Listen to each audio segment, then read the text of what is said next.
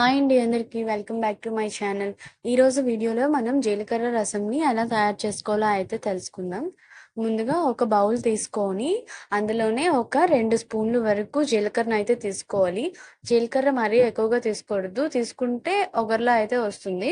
అదే బౌల్లో ఒక 6-7 ఎండుమిర్చిని అయితే తీసుకోవాలి. అలాగే 2 స్పూన్ల కందిపప్పును కూడా తీసుకొని కొంచెం వాటర్ వేసుకొని అయితే ఒక హాఫ్ అన్ అవర్ వరకు నానబెట్టుకోవాలి. హాఫ్ అన్ అవర్ తర్వాత ఒక మిక్సీ బౌల్ అయితే తీసుకొని అందులోకైతే ఈ మిశ్రమం మొత్తాన్ని కూడా స్ట్రైన్ చేసి ట్రాన్స్ఫర్ చేసి ఒక మెత్తని ముద్దగా అయితే తయారు చేసుకోవాలి. దీనిని మనం ఇంకొక గిన్నె తీసుకొని మనం ఎందులోనైతే రసం పెట్టాలి అనుకుంటామో అందులోనే తీసుకొని ఈ మెత్తని ముద్దని మొత్తం ట్రాన్స్ఫర్ చేసుకోవాలి. మనం గ్రైండ్ చేసేటప్పుడు ఇన్‌కేస్ నలగలేదు అని అనుకుంటే మనం కొంచెం కొంచెం వాటర్ యాడ్ చేసుకొని కూడా గ్రైండ్ చేసుకోవాలి. అలా అయితే బాగా మెత్తగా అవుతుంది.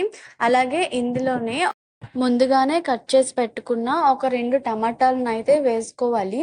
అలాగే ఇందులోనే మనం పులుపు ఎంతైతే తింటామో దానికి తగినట్టుగా చింతపండు రసాన్నయితే ప్రిపేర్ చేసుకొని ఆ వాటర్‌నయితే ఇందులో వేసుకోవాలి.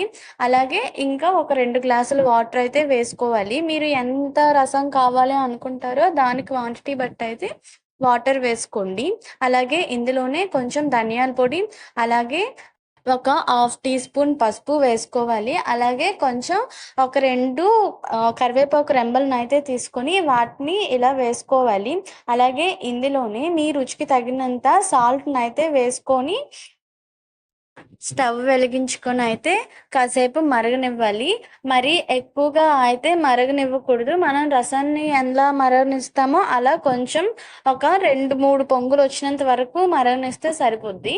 మనకి ఈ జీలకర్ర రసం వల్ల చాలా హెల్త్ బెనిఫిట్స్ కూడా ఉన్నాయి.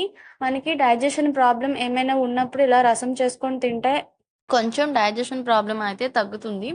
చారైతే మరిగిపోయిన తర్వాత మనం ఇంకొక బౌల్ తీసుకొని ఇందులో కొంచెం ఆయిల్ వేసుకొని మనం తాలింపు పెట్టేటప్పుడు ఏవేవైతే వేసుకుంటామో జీలకర్ర, కరివేపాకు, వాము, అలాగే ఎండుమిర్చి ఇవన్నీ వేసుకొని అయితే తాలింపు పెట్టాలి. నేను ఆల్రెడీ స్టార్టింగ్‌లో ఎండుమిర్చి మనం వేసాం కాబట్టి లాస్ట్‌లో ఇప్పుడైతే స్కిప్ చేశాను. లేదు అంటే అలాగే పోపు పెట్టుకునేటప్పుడు స్లిమ్‌లో తాలింపు లో ఫ్లేమ్‌లో ఉంచుకొని పోపు పెట్టుకుంటేనే బెటరు. లేదు అంటే పోపు మాడిపోతుంది. నాకు ఆల్రెడీ చేసుకోవాలి. జీలకర్ర చేసుకొని మూత పెట్టుకొని ఒక 5 మినిట్స్ అలా ఉంచుకుంటే మనకి రసం రెడీ అయినట్టే.